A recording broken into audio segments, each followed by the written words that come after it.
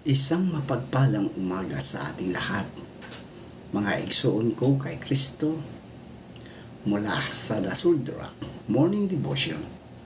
Isang kagalakan na muli tayo ay makapagbulay-bulay sa salita ng Panginoon sa umagang ito. Mga ilang minutong pagbubulay-bulay ng mga salita ng Panginoon upang papurihan at sambahin ang ating Panginoong Hesukristo. Ang ating pong pagninilayan ngayong umaga ay matatagpuan sa Mateo Kabanata 22, talatang 37 hanggang 40. Ito ang sinasabi: Ibigin mo ang Panginoon mong Diyos ng buong puso mo, ng buong kaluluwa mo, at ng buong pag-iisip mo. Ito ang dakila at pinakamahalagang utos. Ang pangalawa naman ay katulad nito: ibigin mo ang iyong kapwa, gaya ng pag-ibig mo sa iyong sarili. Sa dalawang utos na ito, nakasalalay ang buong kautusan ni Moses at ng mga turo ng mga propeta. Pinagpala na po tayo sa pagkabasa at pagkarinig ng kanyang mga salita. Tayo po ay manalangin. Ama naming Diyos na makapangyarihan sa lahat, kami po ay lumalapit at nagpakumbaba sa iyong harapan na humihingi ng kapatawaran sa aming mga nagawang kasalanan. Patawarin niyo po kami, O Diyos, at bigyan niyo po kami ng karunungan upang makasunod sa iyong kalooban, at gabayan niyo po kami sa lahat ng aming mga ginagawa. Maraming salamat po, Panginoon, sa muli mong pagising sa amin ngayong umaga upang kami ay magpatuloy sa aming mga gawain sa buhay. Maraming salamat po sa biyaya ng paglilingkod sa pamagitan ng Chaplaincy Department ng iyong paaralan, ang Philippine Christian University. Salamat po sa pagkakataong maging daluyan ng iyong pag-ibig, habag at liwanag sa loob ng aming pamantasan. Panginoon, patuloy ninyo pong pagpalain ang aming chaplain, guro at mga mag-aaral sa kanilang pinaglilingkuran. Bigyan ninyo po ng karunungan, malasakit at lakas ng loob upang maging tapat sa kanilang tungkulin. Ang maghatid ng iyong salita, magbigay ng pag-asa sa mga nanghihina, at magpahayag ng iyong kabutihan sa bawat pagkakataon. Naway maging sentro ng kapayapaan at espiritual na paggabay ang Chaplaincy Department sa buong komunidad ng PCU.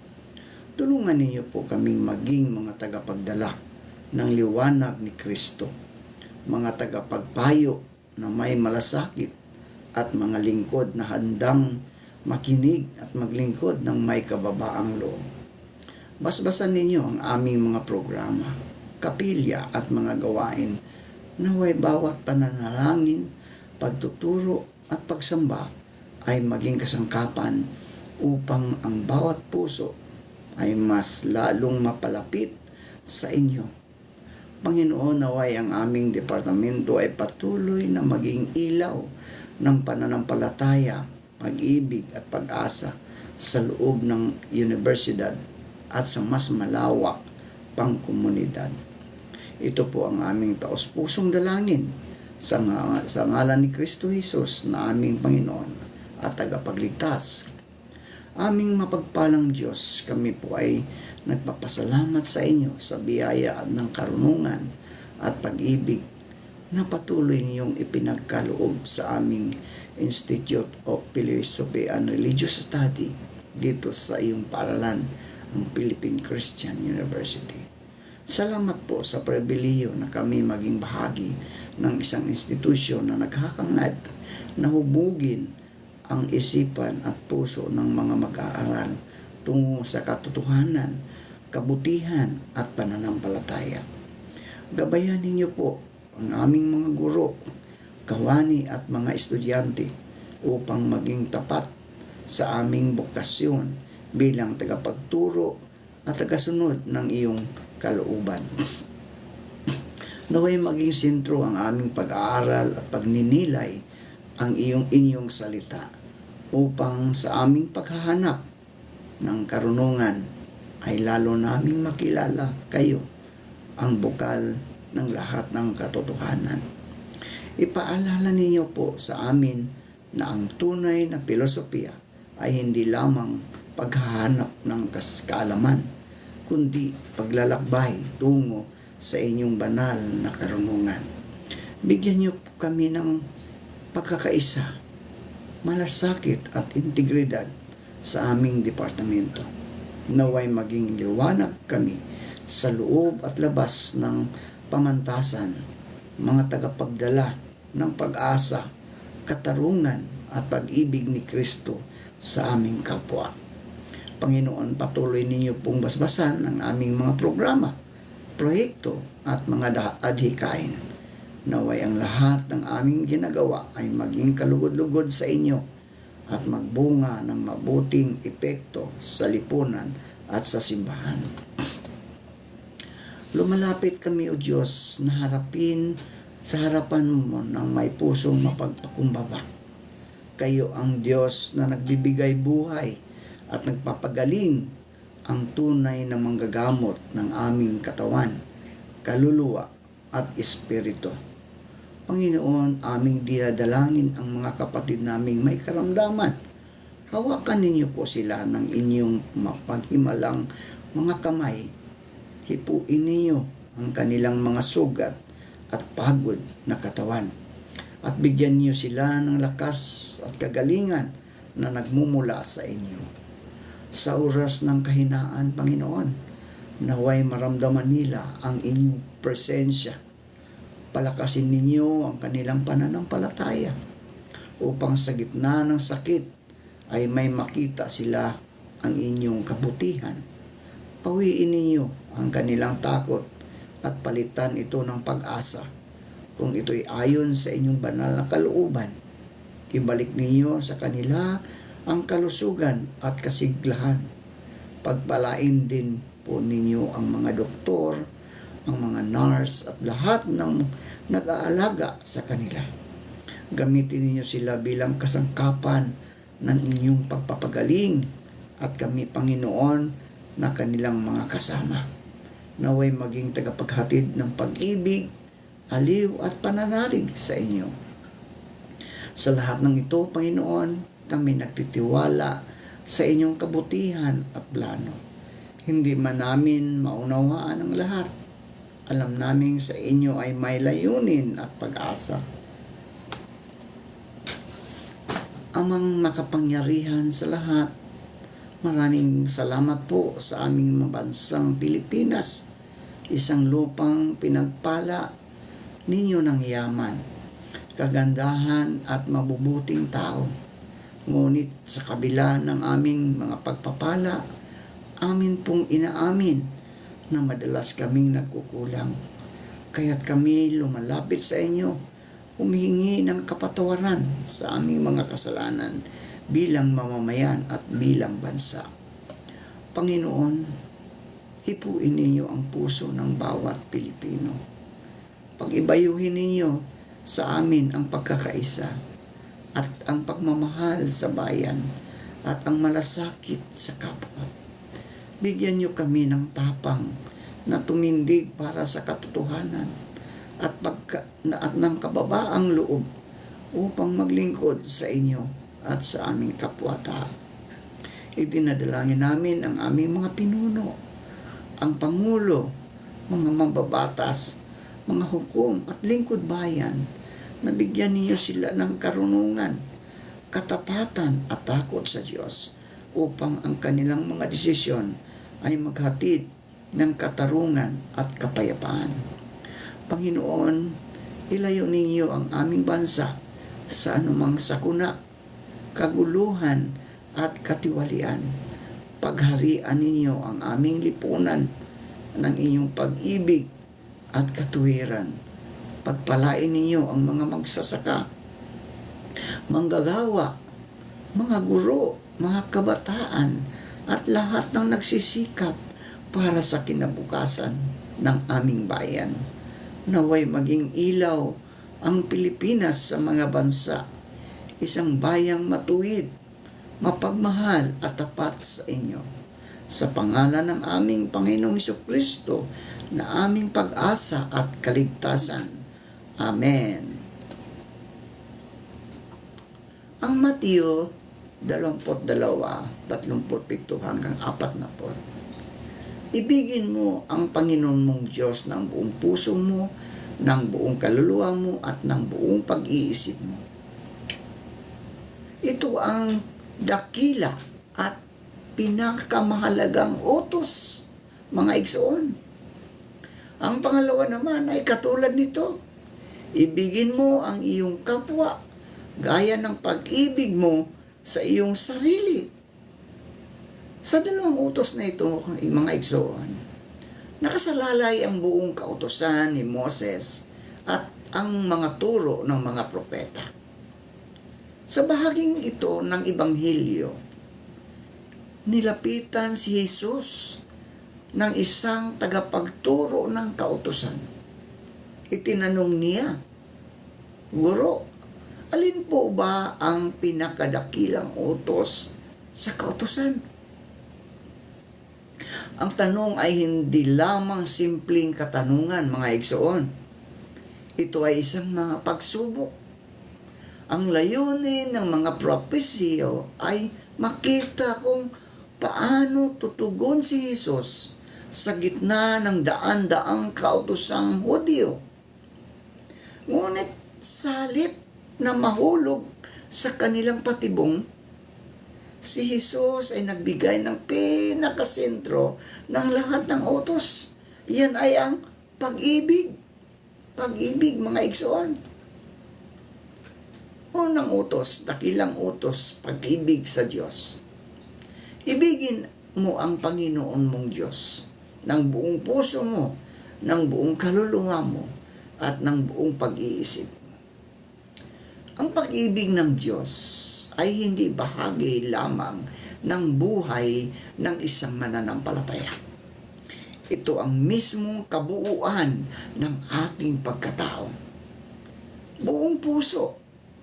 Ibig sabihin, walang hati. Walang hati. Hindi pwedeng kalahati sa Diyos at kalahati sa mundo. Ang tunay na pag-ibig sa Diyos ay tapat at ganap. Buong kaluluwa, no? Buong kaluluwa, ang ating emosyon, hangarin at pagkatao ay nakasentro lamang sa Kanya, no? Nakasentro lamang sa Diyos. At ang buong pag-iisip, mga igsoon, ibig sabihin, maging sa ating mga desisyon, plano, at unawa ay isinasama natin ang Diyos. Kapag minahal natin ang Diyos, mga igsoon, nagbabago ang ating mga prioridad. Handa na tayo nakatuon sa sarili kagustuhan, no? Hindi na tayo nakatuon sa sariling kagustuhan, kundi sa kalooban ng Panginoong Jesucristo. Ang pagsunod ay nagiging kusang loob, sapagkat ang pusong umiibig ay hindi kailangang pilitin. Ang pangalawang utos, pag-ibig sa kapwa. Ibigin mo ang iyong kapwa gaya ng pag-ibig mo sa iyong sarili. Mga igsoon ko sa Panginoon, ang pag-ibig sa kapwa ay bunga ng ating pag-ibig sa Diyos. Hindi natin tunay na masasabi na mahal natin ang Diyos kung hindi natin kayang magmahal ng ating kapwa. Ang ating pag-ibig sa tao, mga igsoon ko sa Diyos, ay reflection ng ating ugnayan sa Diyos. Ngunit pansinin, ang pamantayan ni Jesus ay hindi ibigin mo lang ang kapwa mo, kundi gaya ng pag-ibig mo sa iyong sarili. Ibig sabihin, mga igsoon ko sa Panginoon, kaya ng ating pangangalaga sa sarili, ay ganun din dapat natin pinahalagahan ang iba. Ang pag-ibig na ito ay hindi nakabatay sa kung sino ang karapat-dapat, kundi sa grasya ng Diyos na walang pinipili. Pangatlo, ang dalawang utos na ito nakaugat sa buong kautusan. O, di ba? Nakaugat sa buong kautusan. Sinabi ni Jesus, sa dalawang utos na ito, nakasalalay ang buong kautusan at ang mga turo ng mga propeta. Napakalalim ng pahayag na ito, mga igsoon ko sa Panginoon. Ang ibig sabihin, lahat ng kautusan, doktrina at reliyosong tuntunin ay may isang layunin. Ang magturo sa atin na magmahal. Kung ang ating pananampalataya, mga igsoon ko sa Panginoon, ay walang pag-ibig, ito ay hungkag. Hungkag. Kung ang ating pagsamba ay walang malasakit sa kapwa, ito ay walang kabuluhan.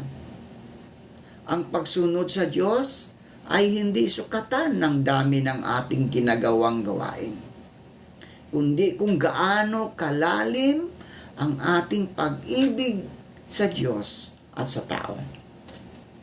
Ang pang-apat, ang pag-ibig ni Kristo ang sukatan ng tunay na buhay.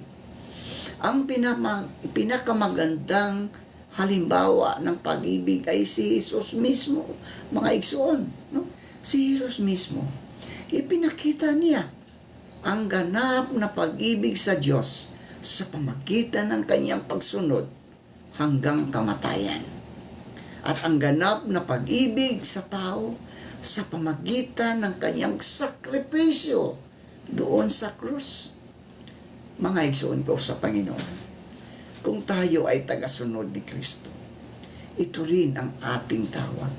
Magmahal ng may sakripisyo, magpatawad, maglingkod at magpakumbaba. Sa mundong ito, mga igsoon ko kay Kristo, na puno ng galit at pagkakahati-hati, tinatawag tayo ng Diyos na maging daluyan ng kanyang pag-ibig. Ito ngayon ang hamon sa atin, mga igsoon ko sa Panginoon. Mga kaibigan, mga igsoon, no? Ang kabuuan ng ating pananampalataya ay hindi nasusukat sa dami ng alam o ginagawa, kundi sa kung paano tayo umiibig.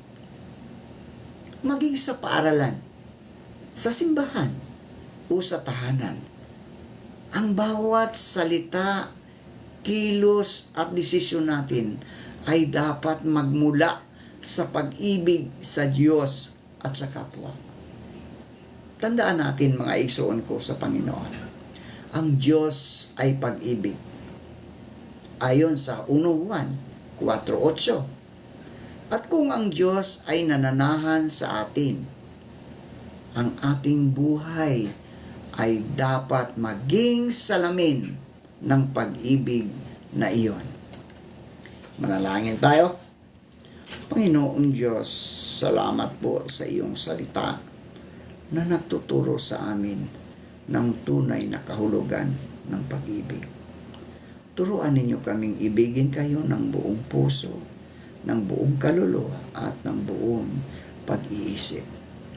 At tularan ninyo kaming magmahal ng aming kapwa kahit sa mga mahirap mahalin. Naway sa aming buhay ay makita ng iba ang liwanag ni Kristo. Panginoong Hesus, marami pong salamat sa araw na ito na muli kami ay makapanambahan. Bigyan mo po kami ng kalakasan upang kami, O Diyos, ay makapanambahan sa iyo. Bigyan mo kami ng karunungan sa aming pag-aaral ng iyong mga salita ngayong umaga doon sa iyong iglesia. Turuan mo kami upang aming maunawaan at maaming maisabuhay. Pagpalain mo po ang lahat ng nakikinig sa umagang ito at gumagawa ng iyong mga kautusan. Maraming salamat po sa pangalan ni Jesus. Amen at amen.